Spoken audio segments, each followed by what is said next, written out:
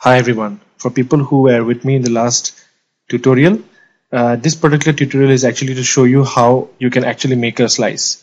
Now I don't need to repeat as to why slicing is important and why do you want to slice to begin with. Before you even start slicing, the very first thing that you check is that go to view and make sure that your slices are selected, which means that if you make a slice, it will be visible. Okay. Now if it is not active, and once you make it active, if you go back to image,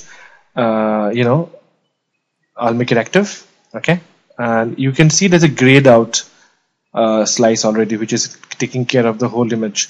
Now Photoshop has something called auto slice. Now auto slice is something which Photoshop makes it for you, so it assumes from the very fact that the whole image can be a slice. That is why it is already making a 0-1 slice. It is gray in color. Now let me make my first slice. I can start by making slices of these three images. So if I to make a slice, you go to your slice tool and make sure you select the second tool. It is below the crop tool in your toolbar, and you see a slice tool.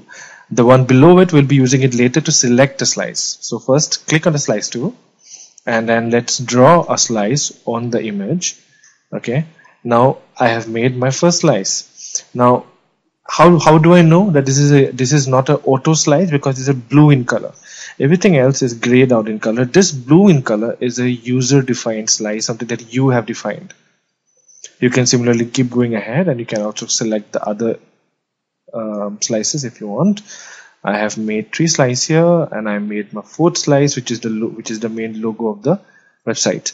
Now, at any point of time you made a wrong choice and you went ahead and you went a little extra, you can always go back to the select slice tool, click on it. Now it will be surrounded by a brown line. After you have chosen the select slice tool, when you click on a slice, you can see a brown color. Now if you don't like the color, if you don't think that it's visible to you because of the background image color that you might have, you can always change the way as the slice border looks by going to edit, and by going to preferences, and by going to guides, grid and slices. Here you can actually change the way the slice looks, the color of the slice. Okay, I'm happy with mine, so I will go with this particular color. Now the point I wanted to show you is that you can always edit your slices, which means you can select and you can make it the size you want. Okay, so now right now I have how many? 4 slices. Okay, if I want to slice this navigation panel also, I can do that. I can go back to my slice tool. I can select the navigation panel. I can go back to my select slice tool, make it a little bigger. Okay, now if I want to divide it, which means that I want to have individual slices of the whole thing, you can go to your option panel on top and click on divide. So you can click on divide vertically, and you can select 4 equally, okay, and click OK. Now obviously it's not exact for in my case. I can select on it. I can select on it and I can make it a little bigger. Okay. All right. I can go closer if I want, if I'm not able to do a good job of doing it. So I can obviously do this always. Similarly, I can also reduce this. All right.